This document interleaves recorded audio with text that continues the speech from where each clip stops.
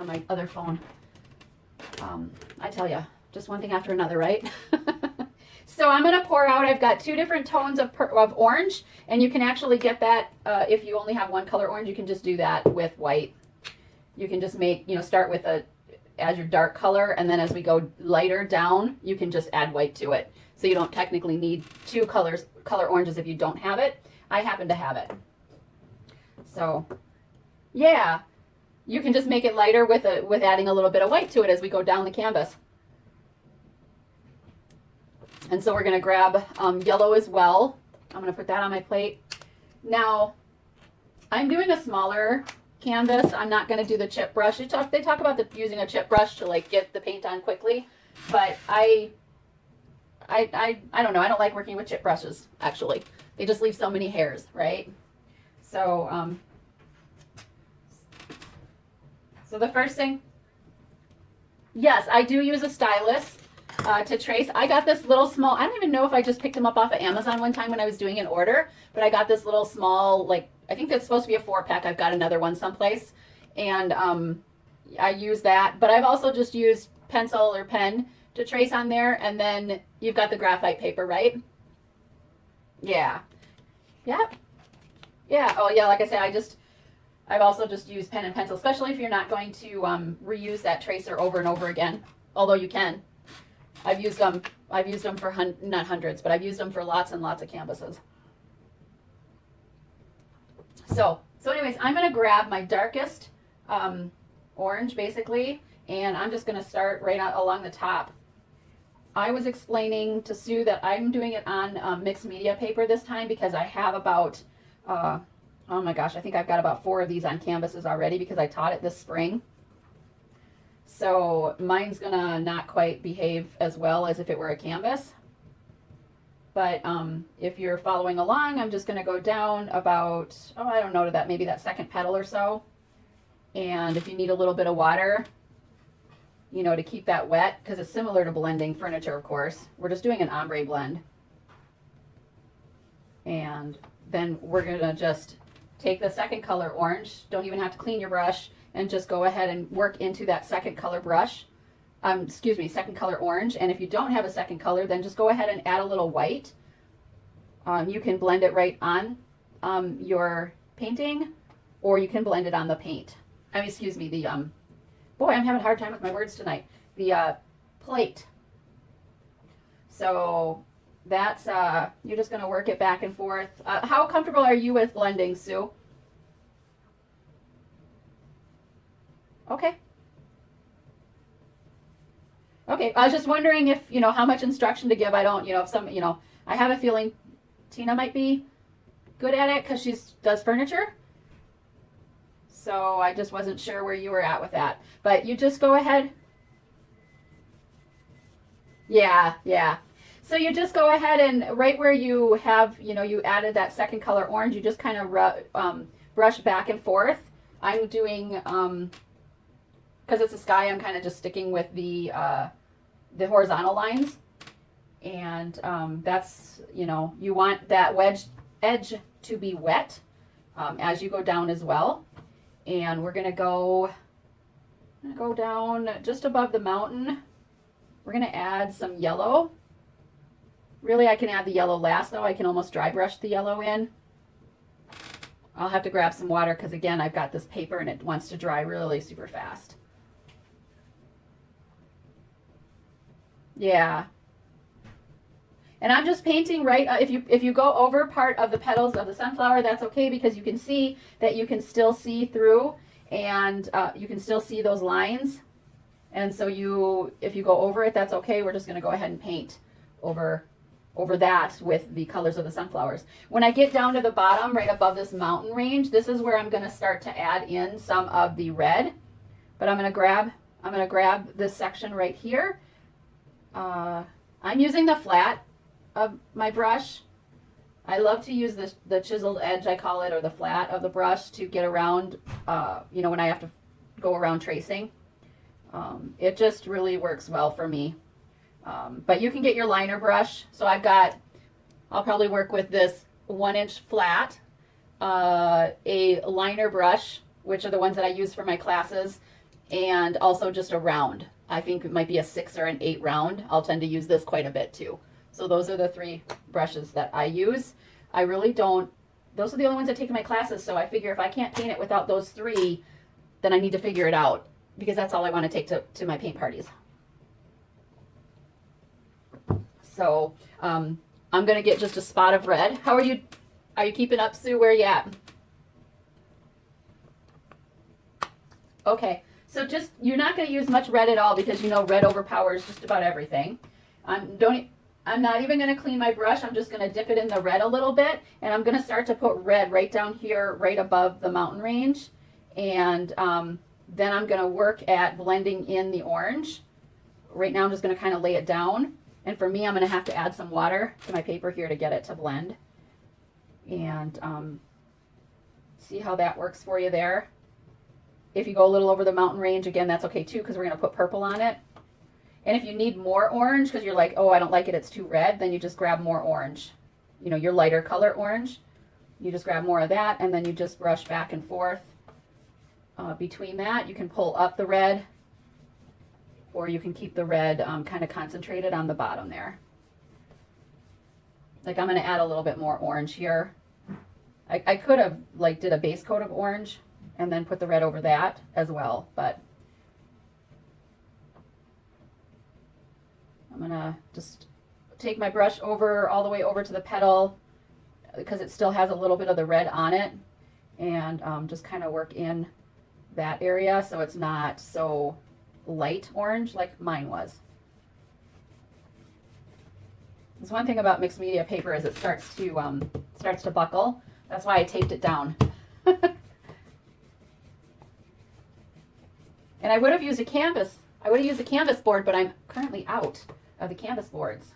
And I only have like 4 canvases. I need to do a Michael's order for canvases, because I've got some samples I've got to paint up this weekend for other things going on. But so that's kind of, if you want to add, you know, like if you want to add some streaks, like you don't think it's streaky enough, you can kind of dry brush. So by, you know, just grabbing a tiny bit on your brush and mostly wiping it off, you can kind of throw in a couple of streaks as well. So I like I think the example picture on your supply list kind of shows it a little on the streaky side, and I do like that. And then, how you doing, Tina? Okay, I don't want to get too far ahead, so we're a small group, so assuming everybody's got a rag. I have to find mine. I had a couple of them, and I don't know where. There's one. So I tried using paper towels at my last paint party, and I didn't like it. I'm going back to the towels. I just figured because it was a campground, it would just be easier. I don't know, they're not absorbent enough for beginner painters. They're just not absorbent enough. So I'm going back to these. I bought these off of Amazon, and they're washable little towels. Rags. They're like work rags. And I just wash them after eventually I'll have to replace them, because the seams are coming undone. But I've been using them for quite a while, and they really work. So you can either rinse your brush, but you want to dry it off really, really well, or if you don't have very much paint in it, you don't need, if you've like used up all the paint in it, you're going to just grab a tiny bit of that yellow, and we're just going to highlight right above where we did the red, and we're just going to blend it in so that we've got, it's like the sun, right? So I like to just do the dry, very little paint on your brush, and just kind of work that, and that'll give a pop of color right in the center. Oh, and Tina, don't, well, I mean, I guess you could trace your words if you want to. You'll probably be able to see them through. But I did not trace my words yet. I was going to maybe trace that after, or I might even try freehanding mine now. But you can trace the words. Yeah, you can trace. Okay, yeah, we can trace them after that is all dry across the sky. So, yeah. Well, as I say, don't judge, right? Till it's done. And when you post the pictures, I'll get to see, right? Okay.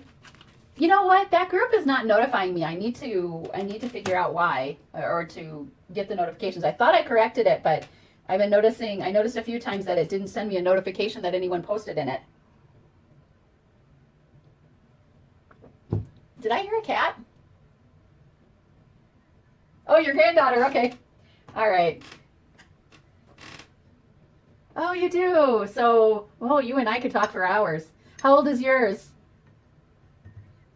Oh, goodness. Okay. I'm not going to complain any longer. I only have one very energetic 6-year-old.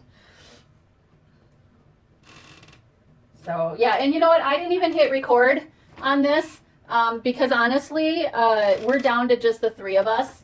I'm going to be with my sister. Maybe I'll bring a painting and her and I'll just do it. I'm taking a trip in September and we'll be together. So maybe I'll just take a canvas and I'll just teach her right there while we're camping. So I am recording something behind me on the phone that I could always put together on a YouTube and do voiceover. But I'm not recording the Zoom, just so you know. So if your grandchildren, are talking and all that, it doesn't matter.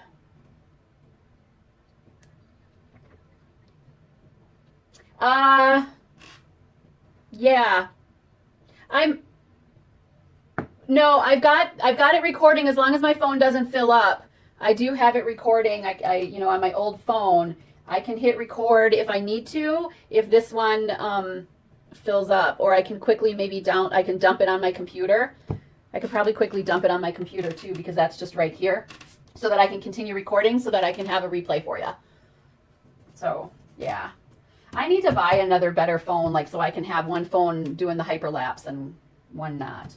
So I'm not sure how I can record on the Zoom on my phone. That's why I haven't figured that out yet. I must be able to. Oh yeah, there's the record button. So unless you want me to hit record and record it, but they will. No, I can get rid of it. I can totally get rid of it. Yeah, I know, but I could just get rid of it and I could do voiceovers.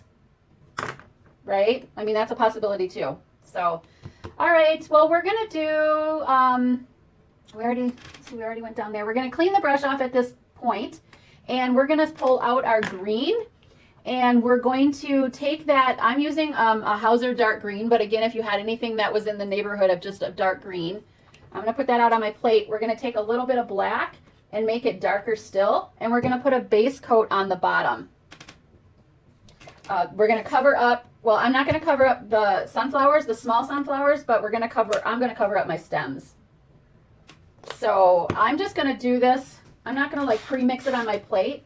I'm just going to go ahead and grab a little bit of that green and grab a little bit of the black right on the corner of my brush. I don't know if you can see that, but so we're going to just mix it right on the plate.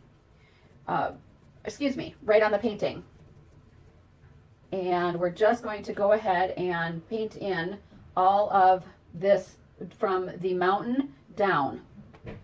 And I am going to paint around my flowers. I mean, I could, freehand those, but I will just show you, in the teaching or whatever, to paint around them so that you don't lose them. You'll probably want to pull out maybe your liner brush or your round when you get, right around them, rather than this. For me, I'm using a 1-inch flat.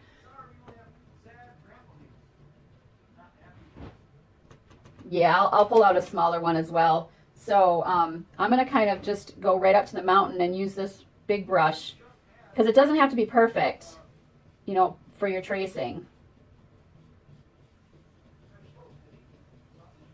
Now, so Tina, if you're done tracing, you could actually jump in at where we're at, and you could even do your sky after, if you wanted to.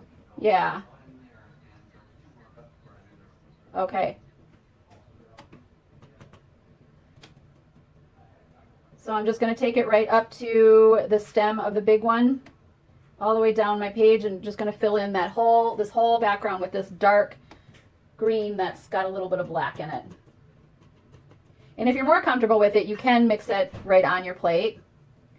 Just, pull over some of the dark green and the black, and just go ahead and mix it on your plate.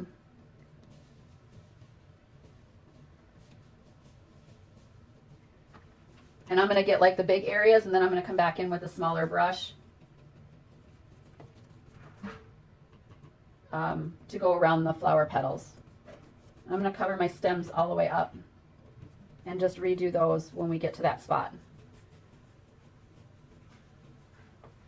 And there's actually some orange, Sue, that I did not get that I'll come back here and get as well. Yep, it does go on the other side of the flower. Sometimes I have a tendency to forget that until I start to paint this base.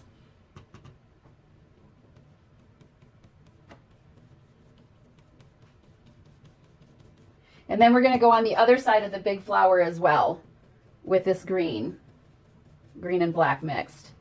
But I am saving this big sunflower stem. I'm not painting over that. I'm going to grab all the areas I can with the big brush before I swap over to the small one.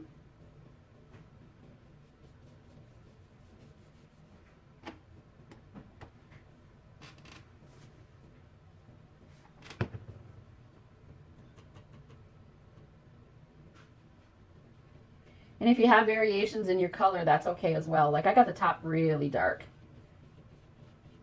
So now I'm just kind of going to add in a little bit of the green over that. But then again, mine is drying really fast, most likely faster than yours. Grab some water.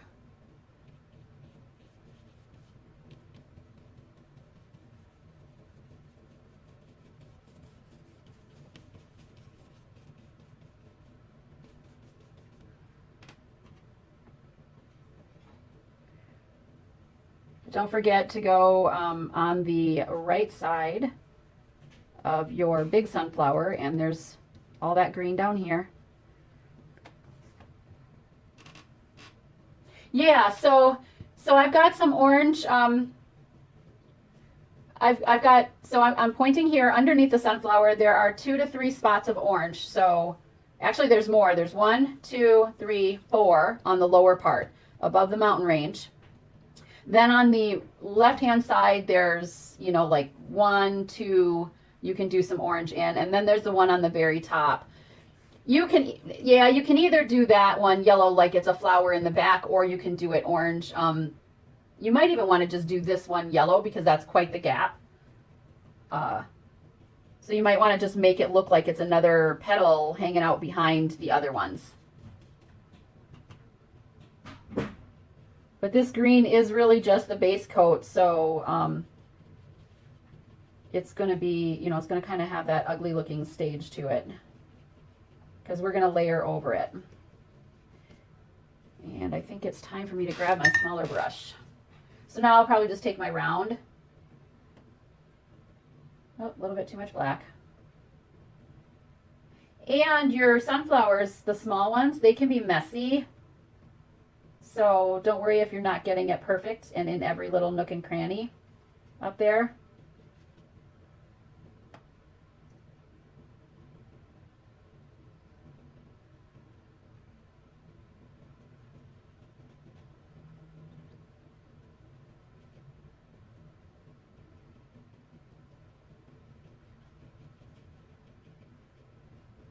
So yeah, there's a lot of, what we're going to do is we're actually going to base coat these petals with brown. And then we're going to take the yellow over the top of that. And the way we do it, you're going to see, you know, you do it kind of sloppily and you see a little bit of the brown even below the petals of the sunflowers.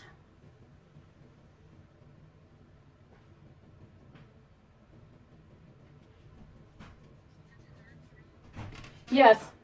I'm using kind of like an evergreen or a really dark. It's this one. I'm using Deco Art. That's what I use for my paint parties. And it's just a really deep green. So, and then I'm adding a touch of black to it to get it even darker. And if you want, it might be easier to blend it on the plate. I mean, I did not, and I'm actually noticing here that I got it pretty dark. Black takes, as you know, black takes over so quickly.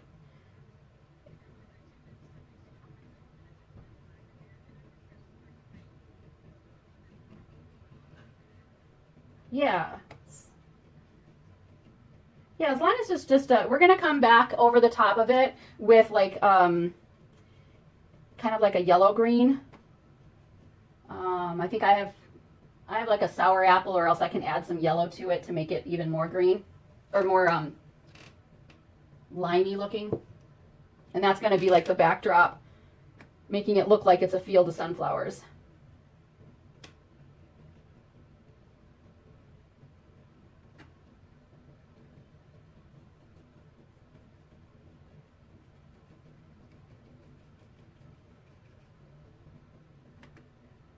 So how's everyone's week going? Tina, you've been putting out a lot of reels. I'm impressed. Yes. Yeah.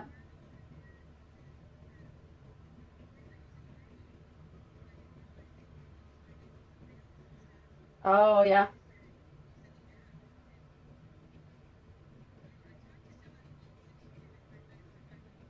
Yeah.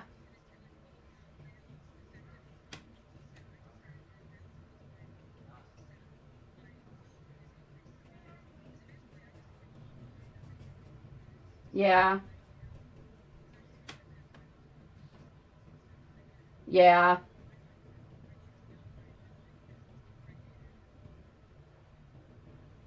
And I consign my furniture, so I don't have to pay the booth fee. Um, and so if my stuff doesn't sell, it doesn't cost me anything other than time. I've had to go down in price on a few things or whatever, but half the time, and I'm kind of just ready. It's there. If it hasn't moved for a while, I'm just kind of ready. I'm like, the value goes down the longer it sits, I feel.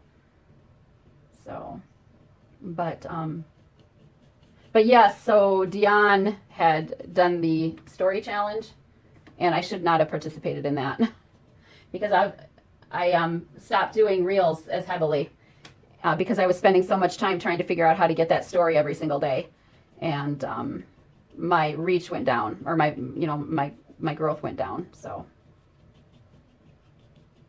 and Sue,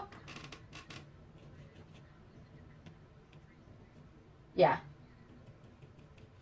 stories doesn't grow your following at all. It might, and I haven't noticed that it actually, and it's not an all or nothing thing, but I like to do it, but just not that often, right? I don't get much engagement on my stories at all. Maybe it's just because I'm just plain old boring, but I get very little engagement.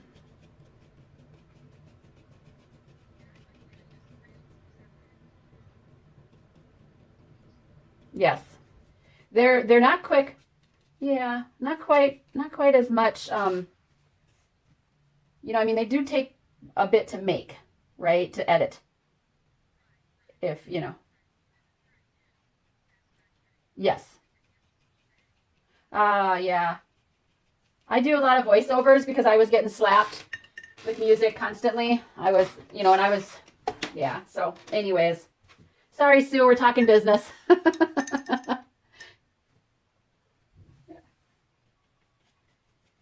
Yeah. So yeah, but it is also August. My growing kind of slowed down a little bit. Um, and maybe it's because I did too many stories and didn't get enough reels out there in July, and maybe it's just because it's the time of year it is. So it's going to start to pick up.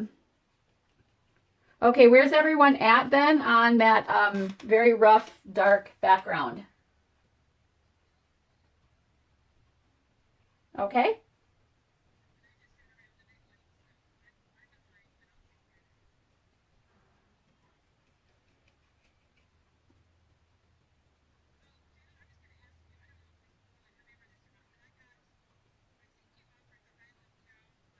Yeah.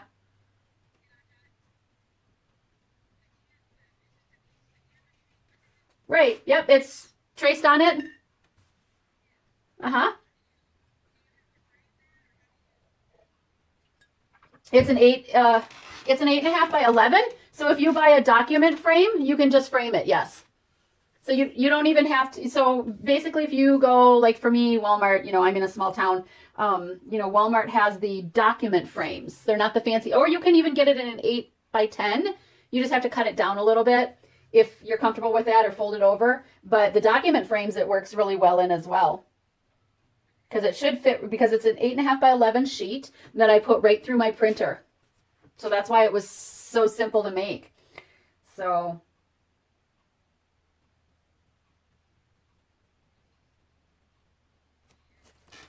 the cow, yeah. I just scheduled my first Christmas cow, which is the one you're talking about, locally. So I got one for November 2nd, and then I'm probably going to do another one in a different location on November 30th. I haven't decided how many times I'm going to do it in my, like, a 45-minute circle. But so if you have some texture, you know, on this base, for me, it's hard to create texture on what I'm working, you know, the medium that I'm working on. But with your canvas, you can just smush and blob and the whole deal and get some texture in there too. And that's okay to have that texture. You're not really going to see that on mine. Yes, texture's good. We're going to keep layering that up. So, and we're actually going to grab, I don't know if you grabbed a medium green. So I have this festive green. It's called festive green, but it's like a medium green, whether you have it in Liquitex or whatever, you know, brand. And this is where we're going to take some of that. And we're also going to take some of the yellow that we're eventually going to use for the sunflower. And we're going to smush that on above the small sunflowers. So we're just going to create some more brighter grass and another layer over this time. Now mine is dry above the small sunflowers. You getting close? Okay. So you're really just going to make like this lime green. I don't know if you can see that. Like I got this color green and then just pulled over a little bit of that yellow, and it just really made a yellowish green. Yep, that is really close to what what I'm using. And then, yeah, and if you want more yellow, you know, you can do, you're just going to blob right above there. And this is what's creating that texture along the back field, you could say, and making it, when we add some more solid, that's going to be layered over this. But we're just going to, I am using my round brush. Yep, about my a six round or so. I mean, well, everybody numbers them differently, and I'm literally just smushing it right into the canvas, because again, texture is what you want. More texture, the better it is. I wouldn't go all the way up to the mountain range there to the base of it. I would stay just shy of that, because that's kind of way off in the distance. So I've got a little extra, I think I'm a little extra wide on my sheet of paper here. So I have a little extra on mine that goes beyond that other sunflower. But we're going to do some there, and then maybe we'll smush some more over on the right-hand side of the sunflower. We could even just do a couple up there between the leaf on that left-hand side. And if it's, you know, if you mix it and then mix it again and it's different tones, that's okay. Because that'll just give it more depth.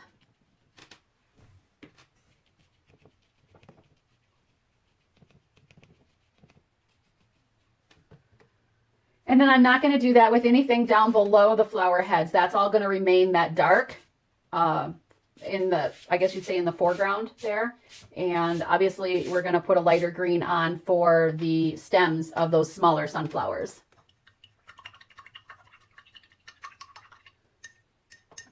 And then at that point, we're ready to let that dry. So I'll take a little break here and see where everybody's at.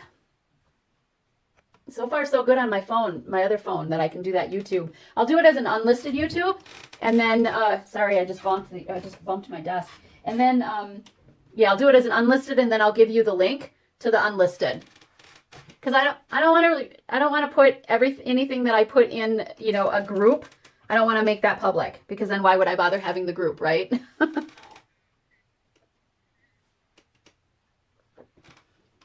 Oh yes, that looks great. Oh, you know what? I will catch up with, did you catch up with the orange spots?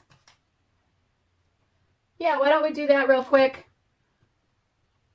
I'm just going to take the darker orange. I'm not going to really mix on these little spots. I'm just going to fill it in with the darker orange that I've got. If you've got the one orange, Tina, then just use that one orange. You don't really need to concentrate on blending these small little areas. They're just going to be a little pop.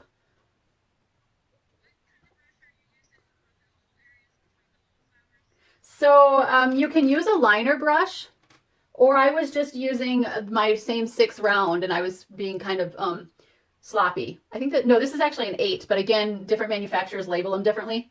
So mine's an 8. But, okay. Oh yeah, that might be a little rough.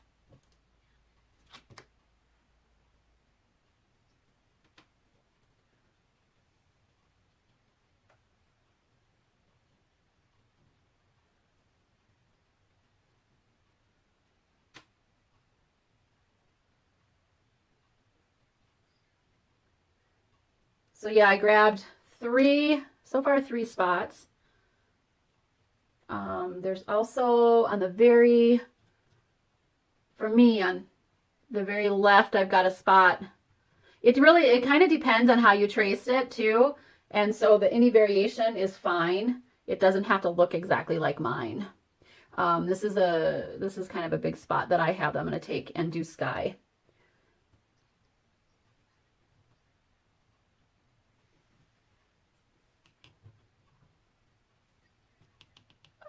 That is actually green. So if you filled it, you can fill it with, so this is mountain. Yep, that's actually mount. That's okay because you can just paint over it. You can, when it comes to the purple, you can, if you're going to do purple mountain range, you can just paint over it. So, but I see, I need to fill in some green actually. I missed those spots and I'm just going to take, oops, brush was too wet. I'm just going to take and just blob in some green there.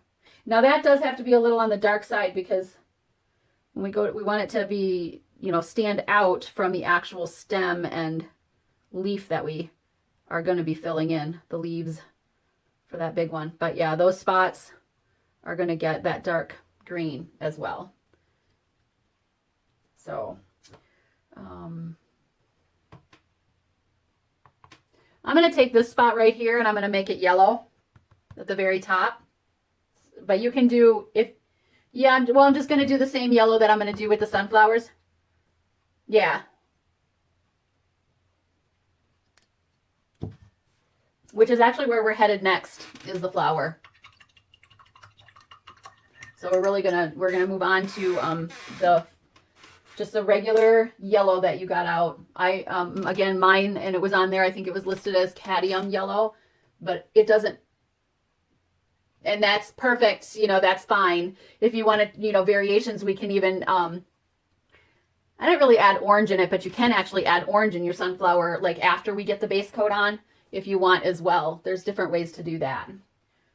But did you find what you were looking for, Tina? Great. Yeah.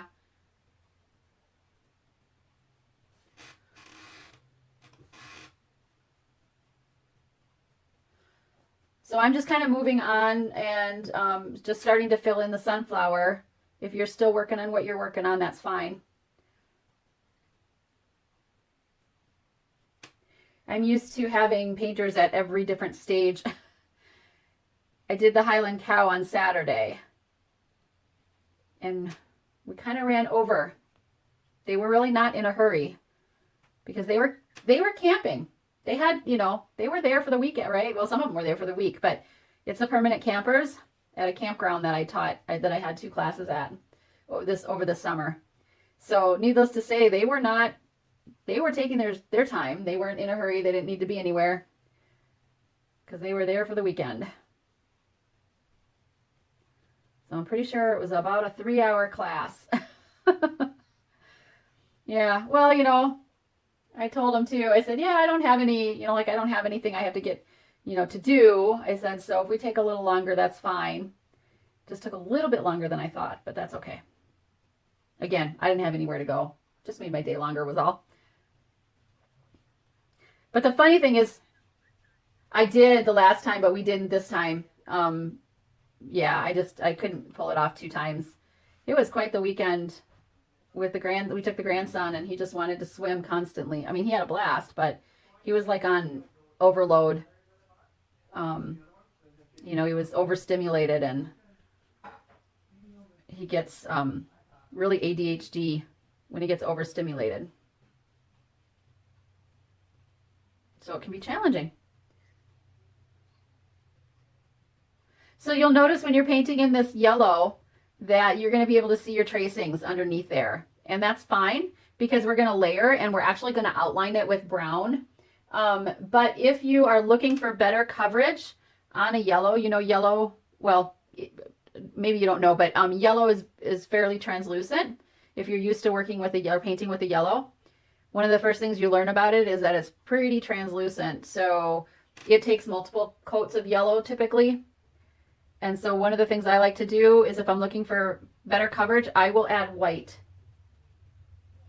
to the yellow. Now it's going to obviously change the tone of your yellow. It's not going to be as bright, but sometimes yellow can take 3 coats to get the coverage you want. If you add white to that first coat, you're going to get full coverage on the second coat. Because then you can brighten it back up with just the straight yellow, and that'll brighten it up. Or it'll make it richer, I guess is what I'm saying. Because obviously, you know, when you add white, it's going to lighten it. If that makes sense. I have not added white to mine because mine's paper, so it's actually absorbing the paint quite well. But on canvas, sometimes you'll think that, oh my gosh, it's not enough coverage, but we're going to layer over this. So whether you add the white, you know, it'll be fine because we can either layer some oranges or, you know, just do a second coat of the yellow. And then we're going to add in some accents with the white and the brown and different things like that. So this corner up here, I'm putting pretty much all of this as a sunflower petal all the way up to the corner and all the way up to that little tiny bit of sky. Hopefully you can see that pretty good on the screen. Yeah. So it just looks like one big huge mess, but what I'm going to do is I'm going to make them petals once this all dries, by tracing over the trace lines that you can currently see. But you won't see them once we get the brown, you know, once I start painting brown over them.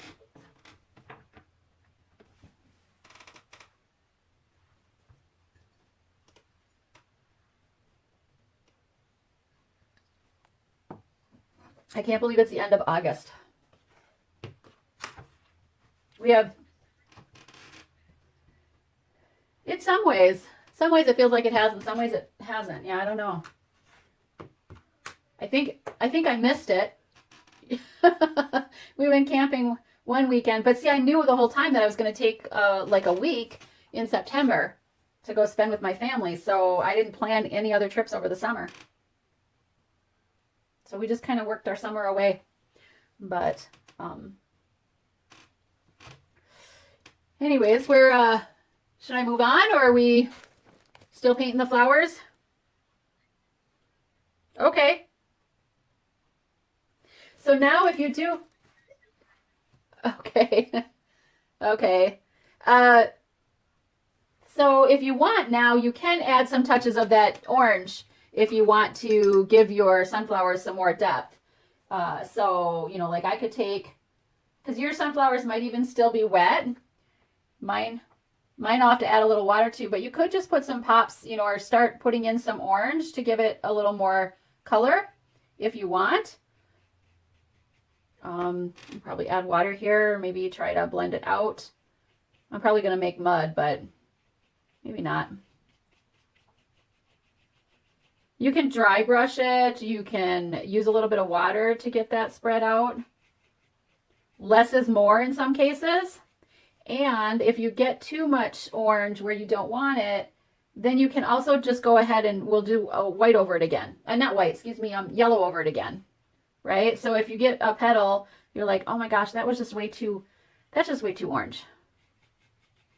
Then I can grab the yellow and I can come back with the yellow and I can mute that orange out with more yellow.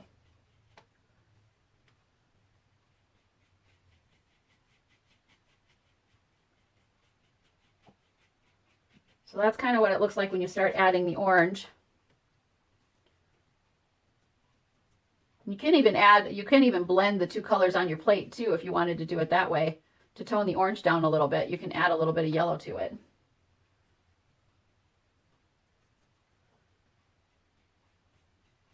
Or you can blend it right on your painting as well. But I'm just adding just a touch of orange.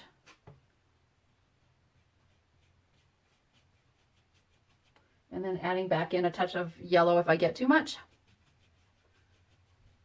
And then plus we're going to add white highlights and brown as well.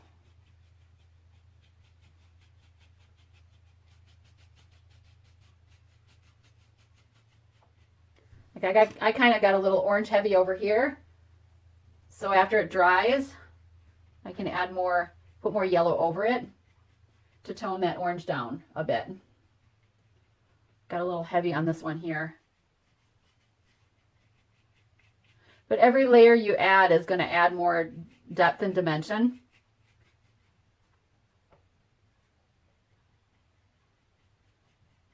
Tina, do you...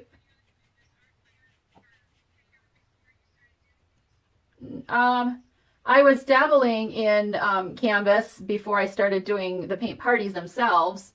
I don't consider myself an expert at any of it. I was doing the furniture, but I was also doing landscapes on the furniture. Well, you know Llewellyn, right? Warren to Whimsy? Yeah. So I'm actually in her group, and when it comes to like the canvas or the landscapes, I just love that. Her style just spoke to me big time. So I jumped into her group when she first opened it. So it's been well over a year. And she does a furniture tutorial and a canvas tutorial. I probably don't do as many of her canvases as I do the furniture. I've made about 3 or 4 pieces of furniture with some of the tutorials she does. So no, prior to this, I pretty much wasn't, you know, like nothing like what Dion does or anything like that either. I was mostly furniture. But I love to teach, and this is a different situation. You know, I'm not teaching fine art. This is, you know, the whole idea is it's a experience. You know, I'm not going to teach you the finer art of, you know, how to use one brush and how many different things you can do with it, or, you know, that's not going to be me. But if you want to come paint a really fun painting and have a good time with other people and listen to music for 2 hours while you paint, I'm your girl.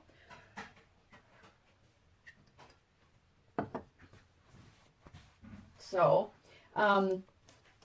you ready, Sue? Okay. So now I've got, I did grab 3 different tones of green. So we've got the darkest green, and I'm pretty sure we're done with that darkest green. But then there's the medium green that I was using when I mixed my yellowish color, which is, for me, is this called Festive Green.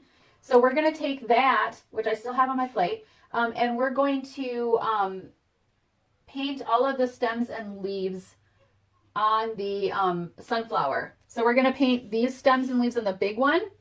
And we can also then, after we do the big one, then we can add back the stems that we painted over on the small ones as well with that paint.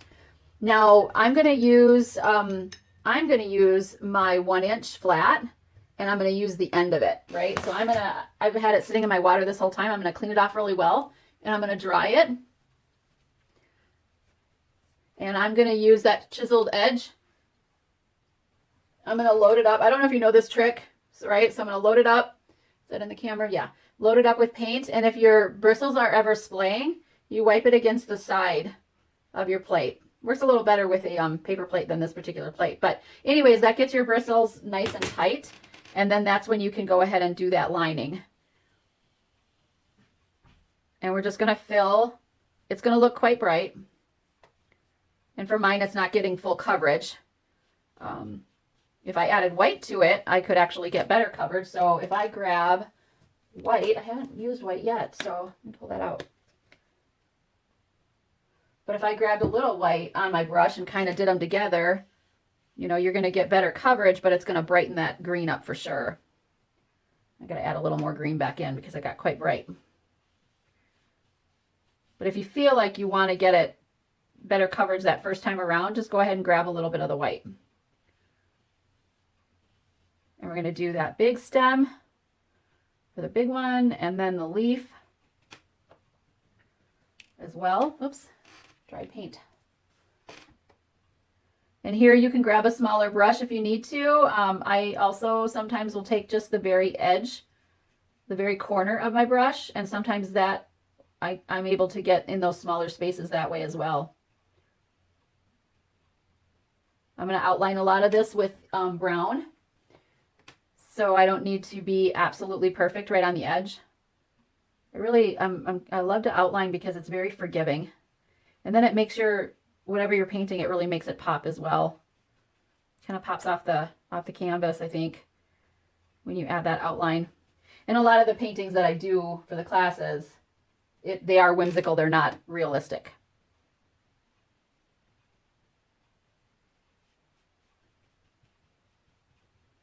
So we're going to get, this leaf like folds over on itself. That's what you're seeing. Like goes up and then it folds down.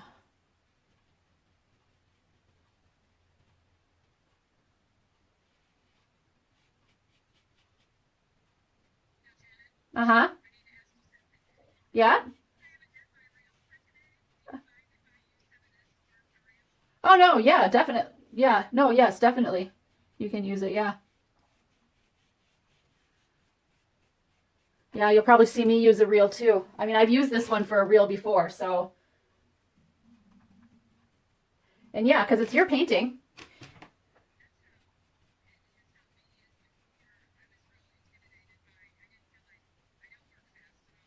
Uh-huh.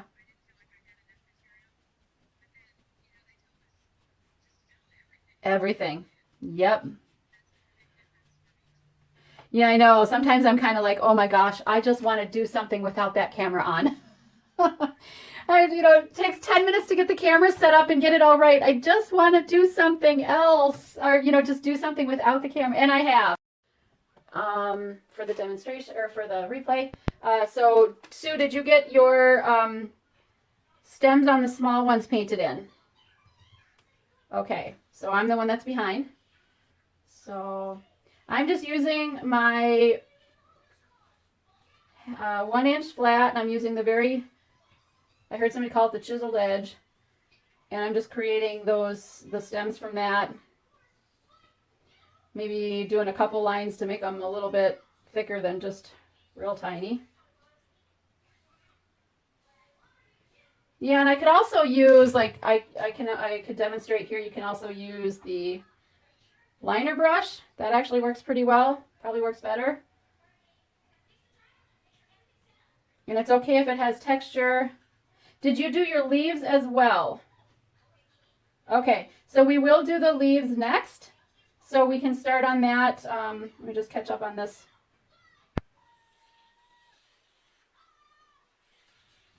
I'll grab one more over on this side. Did you remember the one over there on the left?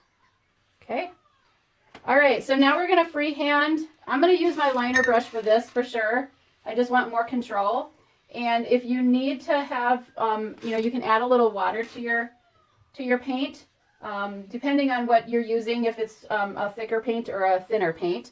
But we're really just going to do these leaves just, this going up, right? So you're just going to kind of like I like to lift the brush up towards the end to get a little bit of a chiseled edge, I guess you'd call it. But I've also done it the other way where I do very light pressure at the top and then just give more pressure as I get closer to the stem. And that'll do the same thing. And you're just doing, it's just random. You can make it look like a complete Y. Or you can offset them.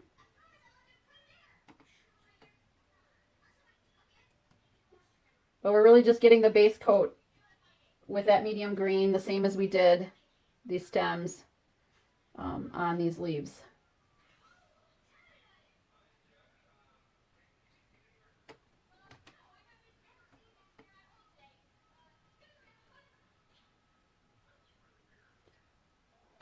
I should learn to close my curtains before I start this.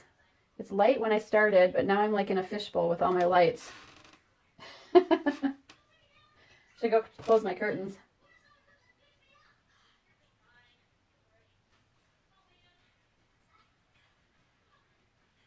So that is the base coat then, because we are going to highlight that with probably some white and some brown.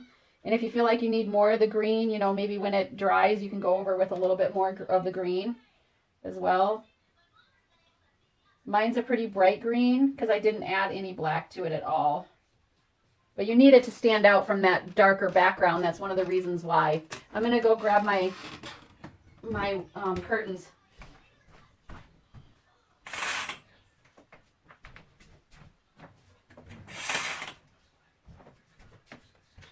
Oh, I was sitting on my rags. There's my rags. They were on my chair. Okay, and then I'm pretty sure the next thing we're going to do is we're going to grab some brown. I either have, well, mine is either, you can just, a dark brown is all you want. So, like I've got burnt umber here, or I haven't opened the dark chocolate yet, so I'm just going to leave that. I'm just going to use the burnt umber, but it's your dark brown. And we're going to base coat the petals of the small sunflowers with this. And then we're actually going to go ahead and we can do the center of the big sunflower as well, and the centers of the small.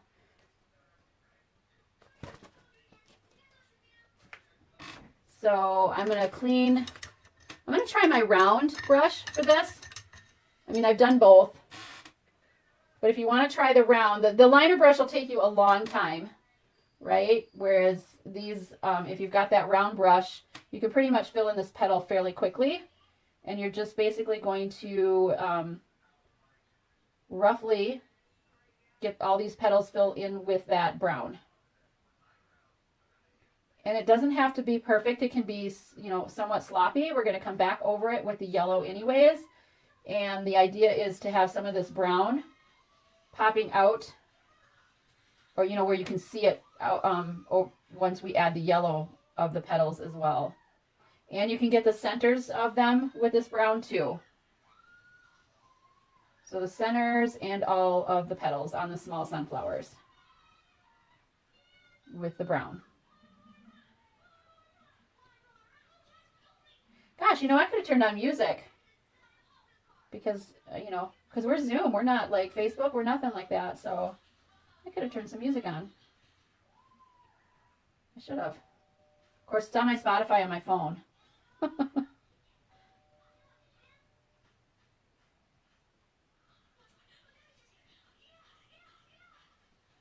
Because it is awful quiet.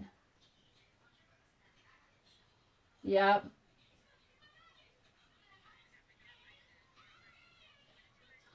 So after I did the dark green, then I did, I took the medium green, if you have a medium green, or if you just want to take a little yellow and add it to your green to lighten it up.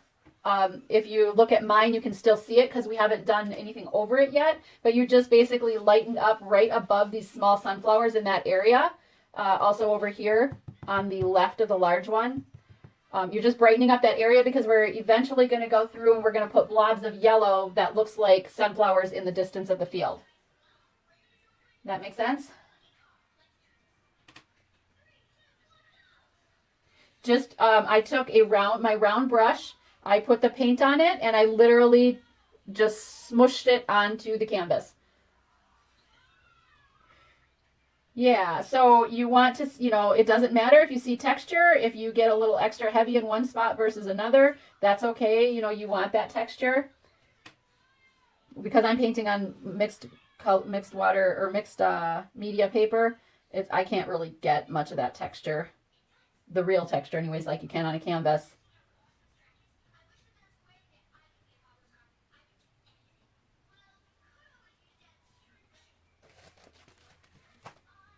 Go away, fly.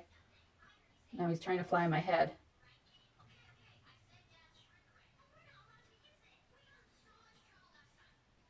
And to think I saved a fly the other day. What was I thinking? So I had my water. Sometimes I'll leave my water from my paint, my brushes and whatnot. I'll go like clean the brushes, but I might not empty the water. And it was fairly clean actually, sitting here on my desk painting table, and there was a fly in there, and he was trying his darndest to get out. He was in the water, and I took pity on him, and I took my handle of my paintbrush, and he climbed right on that paintbrush. Boy, he saw his opportunity right when it was in front of him. He's like, oh yeah, that's dry, I'm getting on that. I did take him outside. I'm like, yeah, I'm not gonna let you live in here, but you're more than welcome to go outside.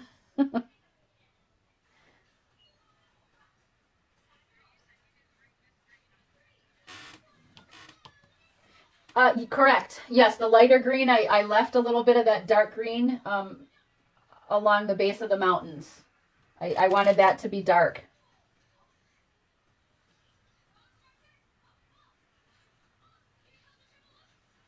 So Sue, if you play with your round brush on this petal, these petals are almost like the perfect size. You can like push down. Go ahead. Yes, it does. So what's really fun is that you can just like start at the outside of the petal, and you can just, like hardly touch it, and then push your brush down and move towards the center, and it literally covers the whole thing. It's actually quite satisfying to watch that happen, just by pushing that brush down as you go up closer to the middle, to see it do its thing is kind of amazing.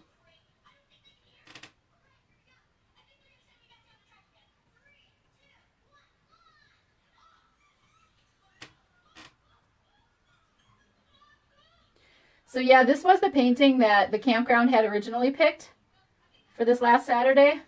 And then I guess a bunch of people, or a bunch of it's for their it's for their ones that have seasonal sites. A bunch of them were like, no, we want to do the cow. So then we changed it out to the cow.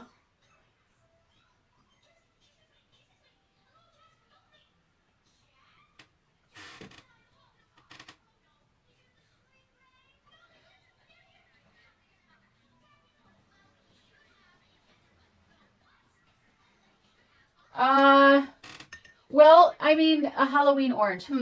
So this is my medium orange, like that, so that you can see that. And then this was this was the dark orange. This is cadmium orange, and and you have, so looks like maybe you have more like the medium. So let's see what happens when we add. Go away, fly. He must be. Whoops. As they get older, they get slower, and they get more pesky. So let's see what happens when we add black to that orange. See if it. I'm not sure if that. I mean, black will make things darker. It's like tone. White lightens it, and black darkens it, and it's considered a tone versus mixing colors and coming up with a totally separate color. So I just want to see if I grab a touch of that black. Now, black overpowers big time though, so you'd need a lot of your orange. Okay, see, now what that does do though is it turns it brown. So there must be something about the fact that orange is a mixed color, right? Orange isn't a primary. Orange is a secondary, I believe, or something, right? What do you mix to get that? I can't remember. You know what? I have my color wheel. I had it right here. So orange is orange. Yeah, orange is yellow and red because basically, you've got red, orange, yellow, orange. So when you mix, yeah, I'm working on that. But yes, there it is. Yeah, so that's a complementary color. So that's probably why it turns brown when I put black in it. So if you probably added more red, that will make it darker, right? Because you can even see here, right? So there's orange. Where is it? There. There's orange, and then as you get darker, see, you can even tell that it made it, as I got darker in color by adding black, it got more brown. But here you might want to just add a little bit of red to it, and then you'll probably deepen the orange, and it'll be more like a red orange. And then yellow will obviously take an orange to like a yellowish orange, and same thing we achieved when we add yellow to green. We get that yellowish green color. So, so try that and tell me if that works. Where do I have some? Let's see, I have some orange here. I could test that too. Grab just a teeny, and red's again, very overpowering. Yeah, it darkens it. I mean, you know, you can get a reddy, you can get kind of that reddish tone, but yet it's definitely darker than when it started. So if you can see it, this is the red mixed with my light orange right here. And this is the light, let's see, this is the light orange I used, and that's my dark orange coming out of the bottle, but I used that and red, and I did get a darker orange. Not quite as dark as out of the bottle, but it definitely darkened it up. So there you go. So that color wheel really does its job. And Sue, it sounds like Sue knows her colors. So I am actually going to grab, I mean, I don't really need to, but I'm going to just kind of blob in. If you have any spaces between the petals and when you did the brown, we talked about it, I think you had asked about it, Tina. It's like, oh, what if it's, you know, if I can't get that completely filled, you know, you can just kind of blob it now, Sue, if you're seeing any white spots. I'll just take my liner, okay. All right, so you ready for the next step, Sue? Okay, all right, let's keep trucking along then. We are actually going to outline the sunflower now. So we're going to use that same brown that we just had on the brush, and we're going to go ahead and outline the sunflower, add some shadows to the stems and leaves of the sunflower with that same brown too. So I'm going to use my liner brush, and I think we've talked about this before, Sue, the trick to getting that liner brush to flow easily, right? So what I like to do is I like to add just a touch of water. So I grab a little bit of water and add it right to the paint, the corner, you know, like just pull some paint over for my blob. And then I like to roll my liner brush. And then, oh, we haven't painted the center yet. We can do that too. So then you're just going to basically add some outlines along the outside of the sunflower. And they can be as thin or as thick lines as you want. You can skip spaces if you don't want it to be on some spaces. And then also you've got those lines within the sunflower that you can fill in some of those with the brown, but we're also going to go through and highlight some of those with white as well. And while you're doing that, you can actually paint the center of the sunflower with that same brown. And I'm going to kind of blob mine on the center of the sunflower because I want maybe a little bit of texture. So rather than painting it solid, I'm going to stipple it on. That'd be another word for it. I'm going to stipple it because I want to see that texture on in the center of the sunflower. Yep, we're going to go ahead and dot and do different things like that, but you know, might as well add the texture with the first coat. You can use your round brush for this too instead of the liner, but I already had the liner dirty, so I'm just kind of using the liner. Just throwing a bunch of paint on it. Sometimes it's hard on the brushes, but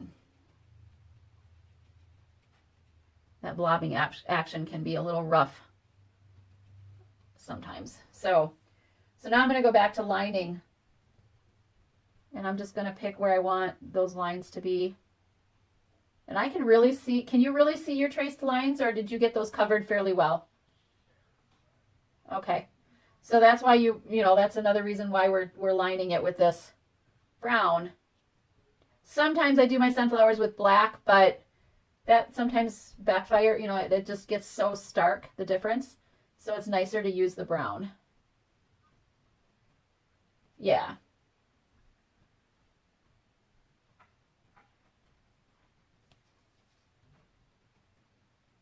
And if you really want to, you know, do different, you can actually go ahead, if you have a brown paint pen, you can use a brown paint pen to do your outlining as well. Yeah, and I bought a variety pack one, and I have yet to even open them up. I'm not sure if I've got a brown in there or not, but I actually enjoy the lining process. I've gotten better at it than when I first started, but and the trick is water, right? So if your paint will really flow if you add that water to it. And it fills in those canvas spaces. You know how sometimes you can paint and you can't get into the little nooks and crannies of the canvas without adding tons of paint? Add a little bit of water to your paint, and that'll help that. I mean, you add too much water and then all of a sudden you're translucent, but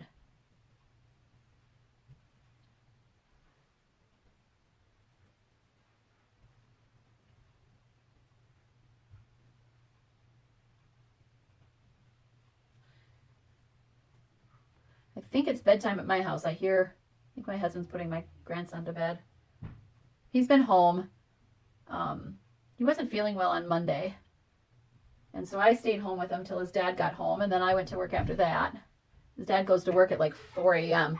So I've got the morning routine. That's one of the reasons why they live here. But so we have we got the sandwich. We do the morning and bed because his dad's sleeping. But yeah, we ended up keeping him home today too. But he is definitely better. All right, so if you're done outlining where you want on the sunflower with that chocolate, or that burnt umber in my case, but other chocolate, and you've done in the center of the sunflower, then you can, I got a bird chirping in my ear. Did you guys hear that? Probably not, right? Okay, that's my text, so somebody's texting me. I'm glad that you can't hear it though. So then you're going to outline the big sunflower leaves as well. And again, you don't have to outline the whole thing, but sometimes I like to do the whole thing. You can, miss spaces and different things like that. But we're just going to add some of this brown to the big ones, the big sunflower stems and leaves. And then we can also add some, details in those stems and add, if you look at your supply list picture, if you look at the picture, you can see that there's, a few areas where you just kind of add a couple of swipes of that brown, and also white eventually too when we go to highlight that. But I'm just going to go all the way down.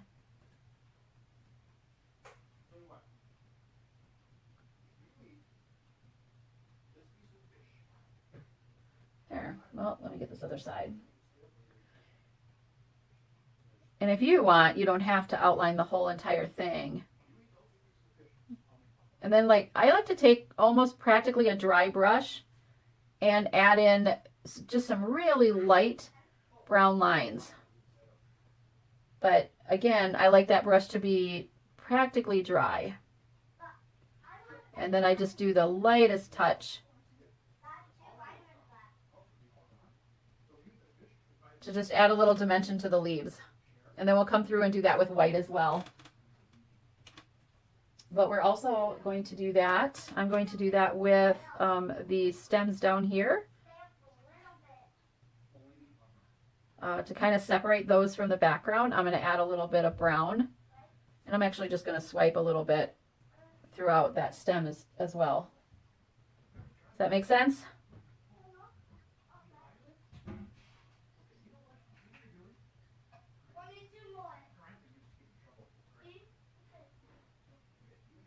But yeah, I'm just going to kind of put some swipes right down, mostly like a dry brush in the center of it, just to add a little dimension.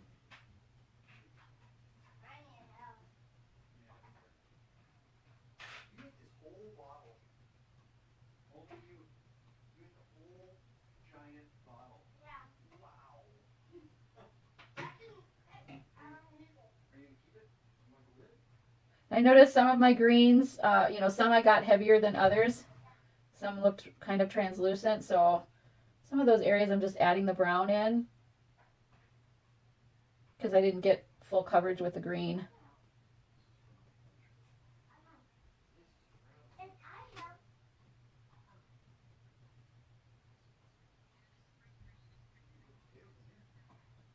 Yeah.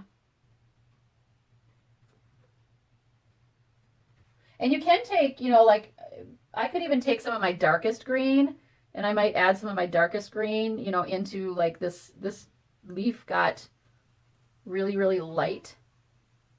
I think because it's just a larger area. And so you can even add a little bit of that darker green if you want. Oops, that was quite a bit. Sparingly. If you want to add some more character to these. And I'm still just using my liner brush.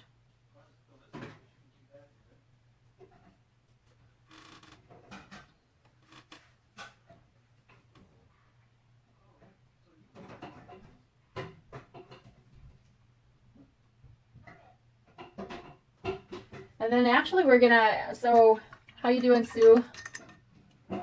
Okay, so you ready? So I'm gonna use a little black.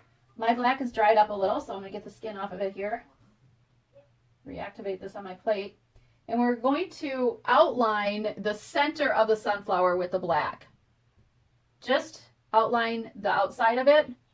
And this one you can kind of make it a little bigger if you want to make like the outside of it kind of darker. And then we're going to add dots. So this one I'm going to do darker because I'm going to bring it in a little bit into the center of that sunflower. But you can, I mean, you don't have to do it that way. But it does add, you know, kind of like the shadowing to the center. And then, Sue, you know my trick on adding dots, right? Yeah. We're going to just add some dots right to the center of that sunflower with the back of whichever size paintbrush you want. Obviously, the bigger the handle, the bigger the dots. You get about 3 dots out of each time I dot it. I'm going to do it with some white. And then I'm going to do it, see, I need to pour more yellow. I'm going to do it with some yellow. I'm going to pour more out. And, oh, okay. Yeah. Yeah, that could even be the last thing you do. But I'm just going to kind of do a high concentration of the yellow ones. I think somebody's coming to say hi again. And you can even add some black dots too. You know, like I like to add like 3 colors, you know, kind of that do everything in 3s thing. Hey, little man, you getting all ready for bed? I hear you in there with Grandpa. That's your nickname your dad gave you like a long time ago. Started calling him little man when he was a little baby. So I catch myself saying it all the time. I say it in public though, and I think to myself, ooh, I shouldn't do that because then somebody knows what my nickname is for him.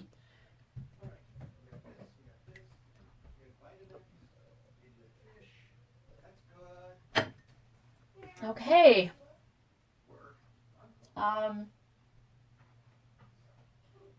We're kind of ready to, if your sunflower petals are dry with the brown, we can add the yellow, but let's instead grab, I think instead of doing that, we can grab some white and highlight the sunflower with that white. So I'm going to take, I've got a couple of lines here that I can see still, and I'm going to cover those up with the white and just throw in some highlights on the actual sunflower petals, the large sunflower. If you can see what I'm doing there. I'll probably add a few extras that I don't have lines for as well. But I'm adding it to the outsides of the sunflower petals. Most of the time, you know, we should pay attention to where the light source is coming from, but I don't think that, I mean, this is just whimsical anyway, so I don't get into depth too much about that. Like, oh, you need to figure out where your sun's coming from, whether it's left or right, and then you need to lighten the side that the sun would be on and darken the side that it's not on. No. No, it's just, like I said, it's a whimsical. So adding in the white highlights will really make that sunflower pop for you and add a little bit more character to the sunflower. And I think that's, let's see, add a little bit more down here. That is it for the sunflower. We're pretty much done with the sunflower, the big sunflower. So then the next step is going to be to just go ahead and grab that yellow we've been using and probably the round brush again. Fill in all of the petals on the small sunflower. But what you want to do with that is you don't need to cover the entire petal. You can let some of that brown show through, right? So you're not going for it to be just 100% covered. You're just going to do a quick swipe of the yellow. And if you see the brown on the edges sticking out, that's okay. Because they're going to look like just messy little sunflowers. And you don't want to do the centers, of course, with this yellow. We're going to keep the centers the brown. So you can kind of maybe go around and get that center defined. Because I lost it when I just painted everything brown. So I'm just going to let the center stand out.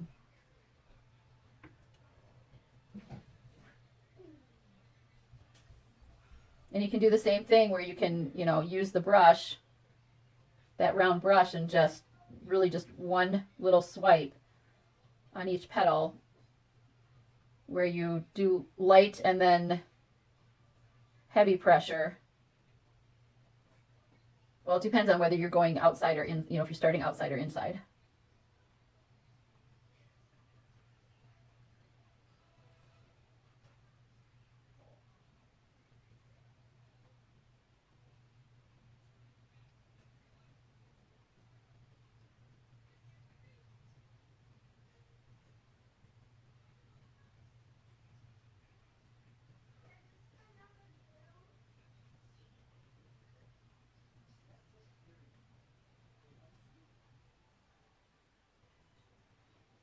How are we doing on time? Have we hit our 2 hours? Oh, we're almost coming on to the 2 hours. Almost, yep. My goal is to kind of try to keep these to 2 hours, and the only problem is there's not going to be a replay available for you immediately, and that's one of the things about not going live on Facebook. Whereas if I'm live on Facebook, then it's just available immediately. So I'm still trying to figure out what would be the best thing, but you know, like, should I paint it twice? I don't know. And I could do the unlisted YouTube. I could do it just with any of our talking. Oh, what's going on with my phone? My phone battery is dying over here. Let me get that. Hopefully it's still recording, but let me get this plugged in because now I think something might have happened to that.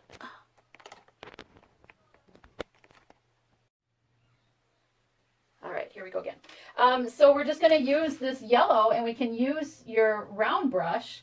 So again, just the round.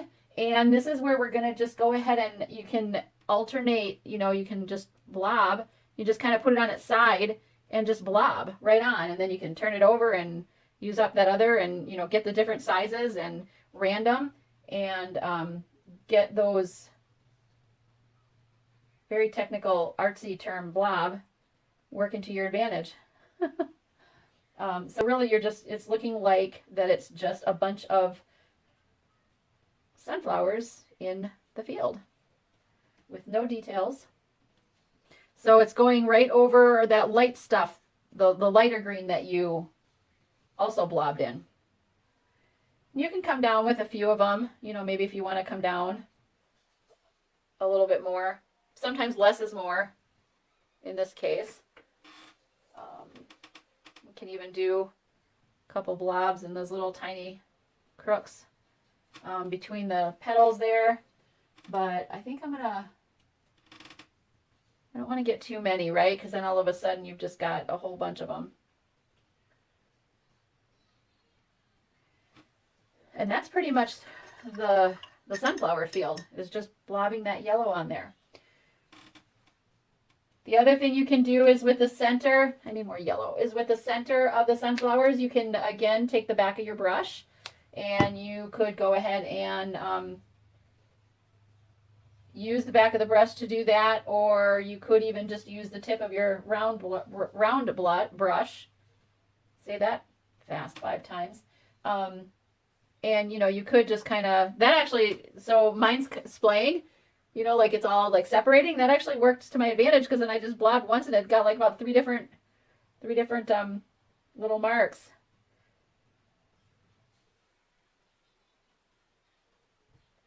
You might want to spend a little time on the centers, and if you need to bring in some more brown, like I got a little sloppy over here, but or you know, just take the end of your brush and just go ahead and put a couple of dots in there with the end of the brush. You can use white, you can use black, you can use whichever color. You could even use orange if you really wanted to, and add the details to the center of those flowers as well. The other detail would be to add white, which I ran out of on my plate as well. And you could take your small liner brush. I'd probably take my small liner brush and go ahead and just add a little bit of white to your stems and leaves, just randomly. You know, not a lot, just some. You can do some heavier and some lighter. And then you can do the same with the sunflower petals as well if you want to add a little white in there.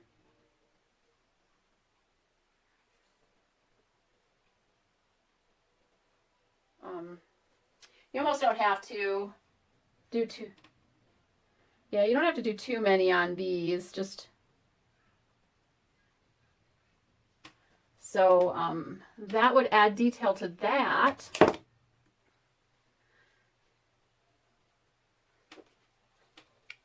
And then, like you said, pretty much what's left is the mountains. I mean, I didn't finish my 2 flowers here just for time's sake, but what color are you going to do your mountains? So the mountains that I was using was going to be the purple. I've got a metallic purple, and you can base coat it with another purple underneath because you know metallics are fairly translucent. Or you can skip metallic altogether and just do, you know, if you want to do purple, you could do purple. If you want to do a different color, you could also do a different color. But I'm going to go ahead and just use, I'm going to try the metallic because I've got the paper. I'm thinking it's not going to, yeah, it's going to work just fine. So what I like to do with the mountains, because, you know, we want texture again, is to literally do the blobbing thing again. So whichever color you choose to use, just go ahead and blob it. You can go over the lines, you know, over what you painted red, you know, for example, because that can just be all random. And even down below, that line can be random as well, because it's not like it's a, you know, it's not like it's the ocean. So there can be hills in different areas there. But use the blobbing to your advantage because it adds that texture. Whereas if you paint it, you know, with a flat brush, for example, it's just going to look flat. You know, it's not going to look like there's any texture on it. So this is what the, I love purple metallic, but I love purple. So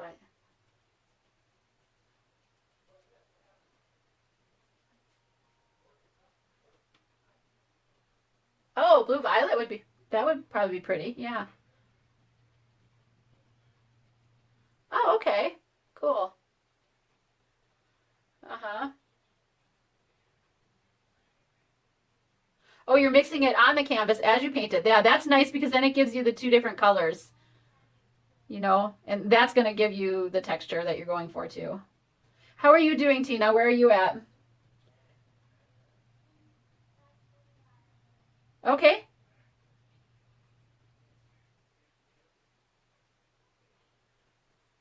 Yes. Yeah. So, yes. If you take a look here at mine, you can see I did not finish these 2 flowers. So I used the brown, but I didn't do that with the big flower. The big flower just got the yellow with maybe a little, you know, if you want, you can add some of the orange in there to give it more depth. I added the orange, so I've got the yellow mixed just on the canvas mixed in, you know, kind of streaked. You can dry brush it, or you can, if you blend it wet, of course, you're just going to get kind of one tone.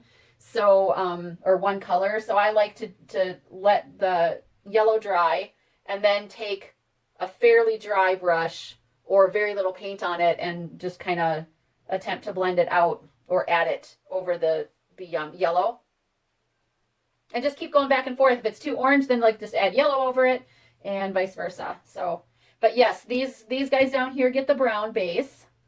And then I just quickly did, like some of these I really would need to refine, but I just quickly put the yellow over the brown with parts of that brown peeking out. If you look at your, your supply list picture, I think you have a picture on the supply list, right? Yeah, I don't have that in front of me, but you can see bits of that brown popping out of those sunflowers there. So, and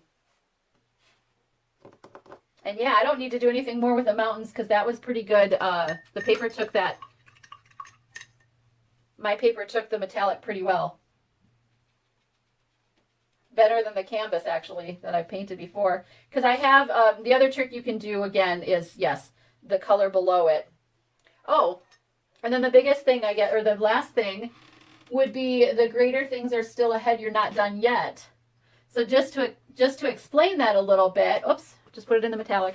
I would take, after it's dry, so my metallic's not dry yet, but I would just take that tracer paper again, take my tracer, put it over there, and just trace out those words. And then you can either paint it with, well, I know you have paint pens. Paint pen's going to work the best. Yeah, paint pen's going to work the best.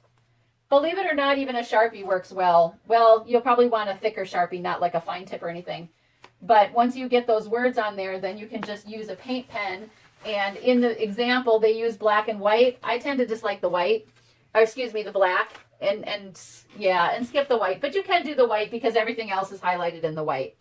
So that's how I would get the words. I don't know if I'm going to post a picture of this one because, maybe I'll post a picture of another one I've completed on the page if you want to see it. But this one looks rather rough, which is normally how it is when I'm doing the teaching. Oh, wait, let's see. Oh, it looks great. I love it. Yeah, post that on the page. That would be great.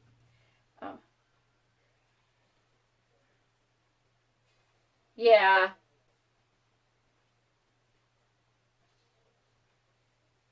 Oh, sure. So, I was, as you can see, I've been hinting about seeing if anyone else is interested in the group. But I mean, how do you, like feedback wise, what do you guys think? I mean, is there value?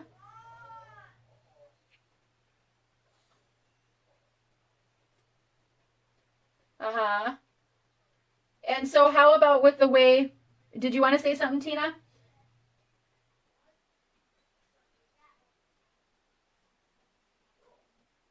Okay. Um, yeah, I'm, like I said, fun art, not fine art, right? But I mean, the big part of it is obviously the big pull of it is that it's the tracers, right? So obviously these are not all my original designs. I am licensed. I pay to use these. So I can't post them in the group like to leave 9 months worth of stuff. Well, I mean, I might be able to, but I don't want to. Just because if I ever stop paying for that licensing, I'd have to sit there and delete everything. So that's why I went with okay, if you're signed up for August, then you get the August tracer supply list, and obviously this Zoom and the link to the tutorial. But then I don't have to house it in. I mean, I guess my thought is not to house it within Facebook. And then not to list the links on there. So in other words, you're going to get the link for the private YouTube in your email address. Does that make sense? Right? So it's like a virtual paint party, literally, just like I've called it. It's like a virtual paint party. If I were to do a virtual paint party and do it as a live on a Facebook group, you paid that online paint party fee for the month. You know what I mean? I mean, that's the value in it, rather than a group that where I'm creating the designs and things like that. So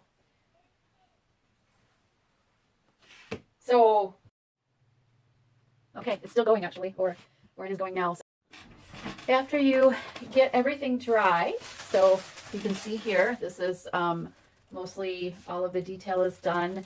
You know, there's different things that you can add. The white in the leaves for highlighting, the white in the leaves and stems of the small sunflowers. Don't forget the white in the sunflowers themselves. After the mountains are all dry, then you can come through and you can add your tracer on the top here. And you can use stylus and or pencil or pen, either way. Line up the words where you want them. You gotta kind of make sure that you clear the mountain. So my mountain goes to about there. So I just need my words, my yet to be underneath that, and my greater than to clear it as well. Actually, I'm gonna move it over like this way. It's easier when it's on a canvas where you can see. I like to place my tracer on top first. Sometimes I'll tape it onto the canvas, and then I will slip the graphite underneath that. But then you can just take, if you want to use this exactly and you want to know how thick it is, you can actually trace both lines and then use that as a guideline for getting some areas thicker and some thinner. Like this R, you know, is kind of thick. You go around the E and the outside. And so I do kind of trace both the inside and the outside of this text. And then when I will probably grab a paint pen. Let's see. You can see here how that's going. You can also just use a liner brush and fill that in if you want as well. Don't forget the T there.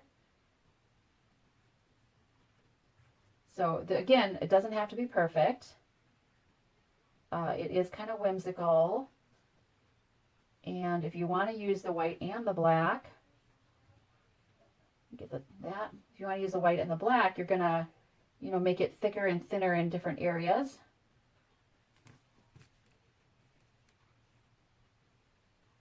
But I just trace. That is one reason why it's kind of nice with the stylus. Is it's got a, you can grab one that has a finer point. Like I can even grab this one that has this much smaller ball on the end and then work with it that way. Trick is just remembering which lines you have traced and which ones you haven't. If you do use a really sharp pencil, then maybe you can see where you've traced it and where you haven't.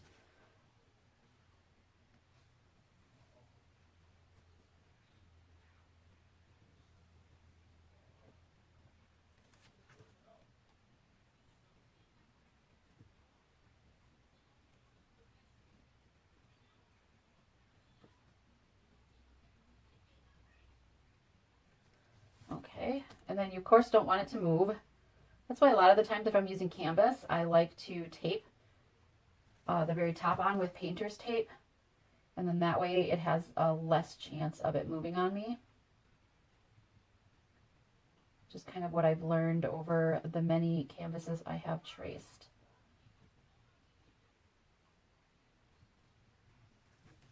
All right.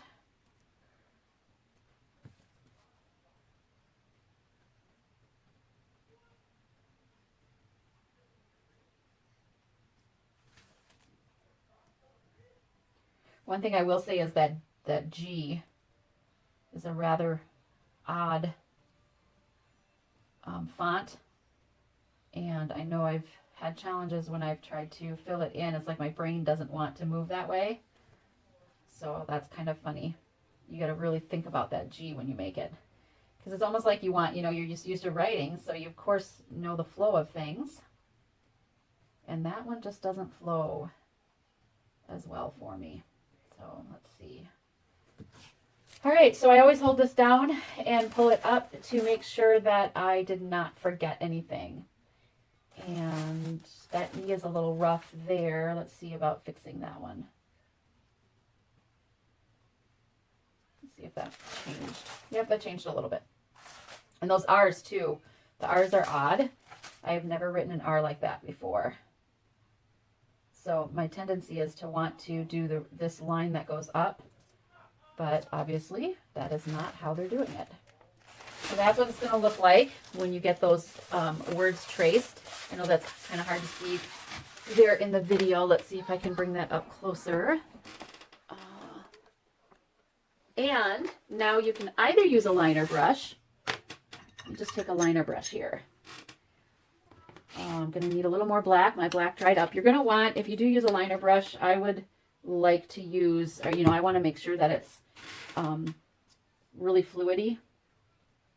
And you can just go ahead and paint this with the liner brush, or you can take a paint pen.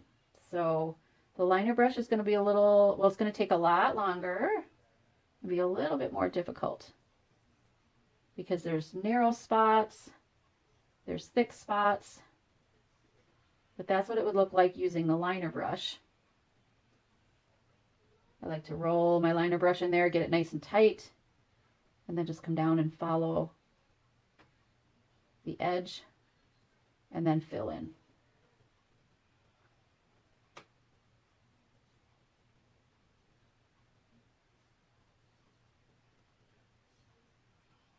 And then there's some of this that's really, literally just a line. It's not even big at all.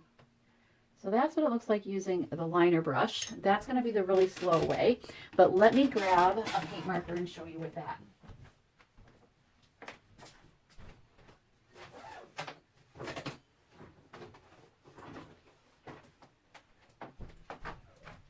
So I have a few paint pens here.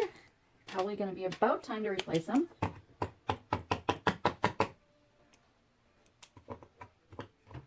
They tend to get damaged, but yeah, see this one's seen better days. So you can attempt to do that, and that actually works fairly well. You're not going to get the fonts exactly like, the thickness exactly the same as what it was originally, but you're still going to be able to read it. Yep, that one's about shot. We have another one.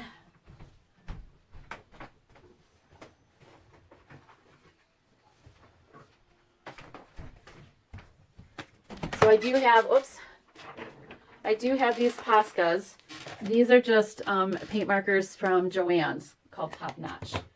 They're probably, I do know, I hear that the Posca pens are a lot nicer.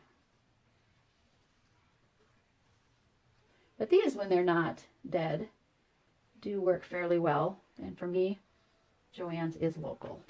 But let's try the Posca pen that I have yet to even break open. Let's see, is this one black? Nope, this one's white. And you know what? I think I even got this set of Posca pens, believe it or not. It's a Uni Posca from Walmart. And I haven't even primed this one yet, so it'll probably take a little bit here.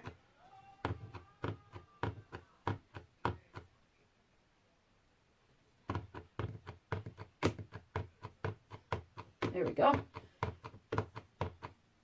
Okay, so this definitely, I think, has a sharper tip. You can see right now that that's a little different. And based on how, oh yeah, this has got a smaller tip, so you're able to get in these small areas much better.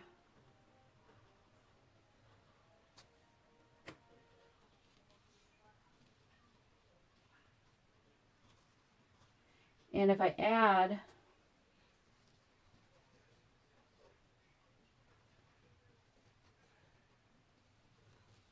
white to this, I can still see some of the writing. I don't have to fill it all in with this black, and some of the white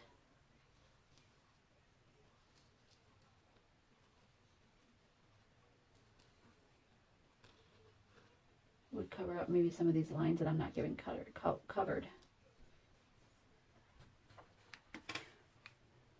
see, let me start over here.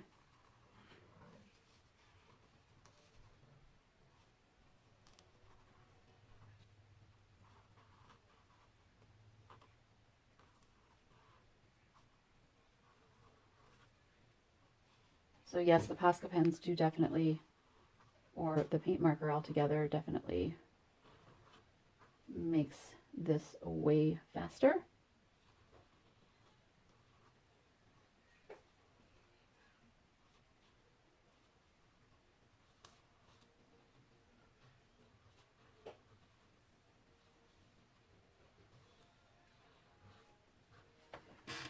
Let's see what happens. This needs to be completely dry in order for the white to work. So whoops, yeah, that one's not dead. So if I wanted to add white, I could just add a few, you know, I wouldn't even have to add a lot. I could just go ahead and add a few pops of white. And this one's flowing fairly well. Kind of fast and furious. So you can do that. I'm kind of committed now. Once you start, you're gonna kind of have to go all over.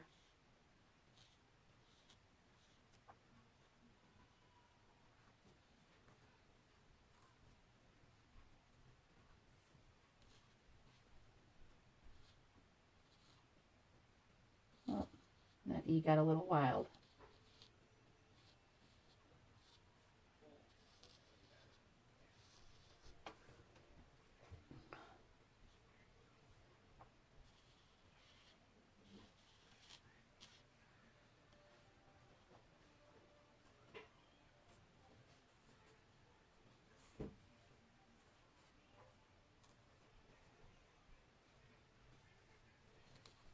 I'm not really like doing anything consistent with the white. Some of it I'm, you know, doing on the middle, the end, or not the middle, the inside, the outside. You know, I'm just kind of doing it randomly. Oops, might fix that. But I am trying to get the line smaller than the black so that you can still see the black in there. I'm going to fix this not dry yet. Okay, can't do that yet. So anyways, that's how you can do the lettering. Let me take it up closer, maybe so that you can see. Let's see. You can see the lettering. So not a great big fan of the two different colors. I do kind of like it with the black, but that is the lettering there for you too. And you can skip that altogether. You don't even have to put that lettering on if you don't want to. That is completely up to you. It looks great without it as well. So that is this month's painting.